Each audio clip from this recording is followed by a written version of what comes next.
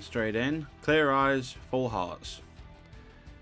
Alarms began to blare as Alchemax headquarters went into full lockdown. After being transported across eras from the year 299 back to the modern day, the anachronistic anomaly towering over lower Manhattan had now become the prime target for a group of heroes looking to prevent any further damage to the already unstable fabric of reality. Their primary goal, to deliver a portable version of a time-streaming reintegration device to a secret lab inside where Moon Girl was waiting. If she could amplify the device's power via an experimental strain of chronovium, it might send Alchemax XQ back to its point of origin, repairing any damage that the chronal incursion had caused. Attacking a futuristic megacorporation that had its own private army was certainly a dangerous mission, but it was one the heroes knew they had no choice but to accept. Devil Dinosaur let out a furious roar as he crashed through the tower's fortified front gates. On the prehistoric predator's back, the Punisher rode into action, firing his weapons at full blast to send Alchemax security guards and public eye officers running in terror.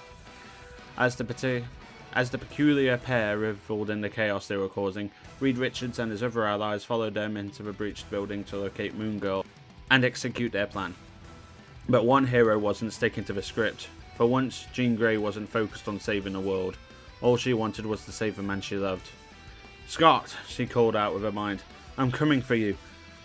Using her telepathy, Jean scanned the tower for any trace of her beloved's thoughts. But although she could feel Scott Summers in her heart, in her head there was nothing but silence. At best, Cyclops was being deliberately shielded from her detection. At worst, the experiments he had been subjected to while captive had shattered his mind to the point that he was no longer recognizable. Jean was not about to accept the latter as a possibility. The very thought of it caused her Phoenix Force to flare. Cosmic flames leapt from her body as she began to tear through everything in her path. "Keep your cool, Jean," Rogue said as she followed closely in the wake of Jean's destruction.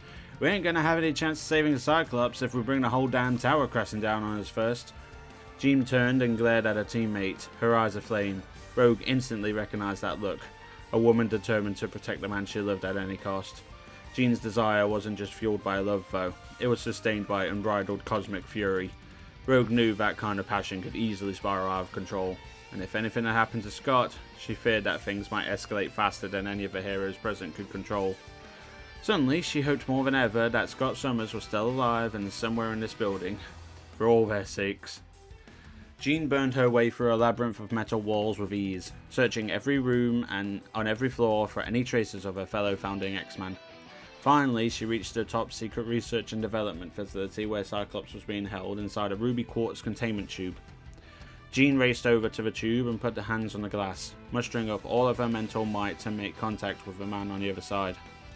Still nothing. Alchemax's psychic dampeners were certainly impressive if they could block the mind of an Omega-level mutant. But after a long tense moment that seemed like an eternity, Scott Summers slowly turned and held his hand against a clear wall, perfectly aligned with Jean's.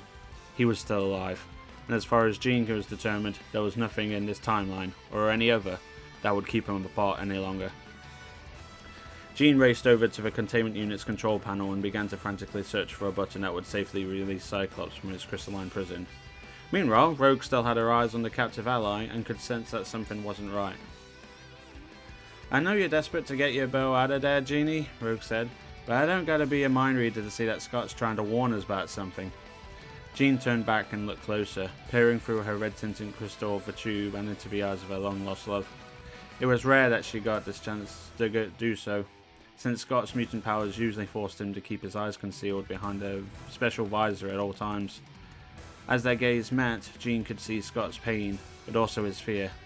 That psychic report may have been blocked by Alchemax's technology, but she didn't need to recognize that. For once in his life, Scott Summers was terrified. But of what? The answer would have to wait. Scott suddenly snapped his head up in pain inside the containment tube. It was clear that the implants inside him were ravaging his body, and Jean knew she couldn't wait any longer to set him free. She summoned the force of a phoenix and shattered the crimson crystal container. "Jean," Scott said weakly as the walls of his prison began to crumble around him. "You shouldn't have done that." Before the ruby quartz shards could even hit the floor, Cyclops was already releasing a powerful optic blast, decimating everything in his line of sight. Rogue instinctively leapt for cover while Jean erected a telekinetic shield around her body. "Close your blasted eyes, Summers!" Rogue yelled. I I can't, Cyclops replied, beams of pure concussive force still pouring from his eyes. Whatever Alchemax did to me, they made sure I couldn't close them. Ever again. Maybe this will help, Jean said, presenting Cyclops one of his spare visors, which she had brought along with her in case of an emergency like this. She carefully floated it over to Cyclops in a telekinetic bubble, but his optic blast was so intense that it broke through the protective aura surrounding the visor and crushed it to dust. You have to get out of here, Cyclops said. My powers, they're completely out of control. I can't let myself hurt you, or anyone else. I just found you again, Scott, Jean said. Her own shield still held strong, but her heart ached as he felt her lover's pain. I won't leave you. There has to be a solution. I think I might have one, a young girl's voice replied over the building's intercom. Oh, this is Moon Girl. BT Dubs. Sorry to interrupt your reunion, but while we were up here in my lab waiting on the RTD to collaborate, I figured I'd let you know what I know. Mind filling us in, kid? Rogue asked from her hiding spot, which was growing less safe with every moment that passed. Okay, Moon Girl said. When Alchemax was trying to tap into the energy source that fuels Mr. Summers' octave blast, they needed a continuous flow of power, so they had to force his eyes open, like permanently.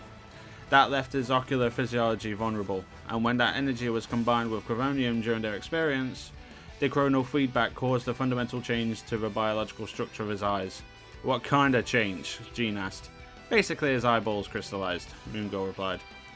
If he can't close them, Rogue said, then he can't turn off his blasts, and there ain't no way I can get close enough to steal his powers and shut them down at the source. There may be another way to fix it, Moon Girl continued, but it's just a theory. Way too risky. I don't care how dangerous it is, Jean said as she watched Cyclops writhe in agony as the endless surge of force erupted from his skull. I'll do whatever it takes. That much power needs a safe place to go, Moon Girl said. Alchemax says it originates from some place called the Punch Dimension. I'm still not convinced. Even if they're right though, it's not like we can send it back there, so instead we need a way to absorb it. Some sort of vessel for all that overflowing energy. But I can't think of a single thing on Earth with that kind of capacity. I can, Jean replied, the shape of a cosmic firebird forming around her body. The Phoenix is life and creation incarnate, and ever since it was wounded by Null and Clintar, it has been seeking a source of energy potent enough to replenish it. Scott's powers may be just what the Phoenix needs to stoke its flames, just as he's always ignited the fire in my heart. Oh my god, you guys are too cute, Moon Girl squealed. And also, that might actually work. So get your man, Miss Grey. With that, Jean dropped her telekinetic shield and began to walk slowly towards Cyclops. Despite their unrivaled concussive power, his optic blast simply parted around her flaming figure, doing no damage to her Phoenix form whatsoever. Jean, please. No, Cyclops pleaded. But Jean continued her approach. When she finally reached Cyclops, Jean leaned in and looked directly into her long-time companion's eyes. The endless stream of energy poured directly into Jean's body at full blast, but she never moved, never flinched. She just absorbed every ounce of force into her cosmic flame growing ever brighter. Well, what do you know, Rogue said in disbelief. As Scott's energy continued to restore the power of the Phoenix Force, Jean's absorption seemed to be gradually stabilizing the intensity of his output.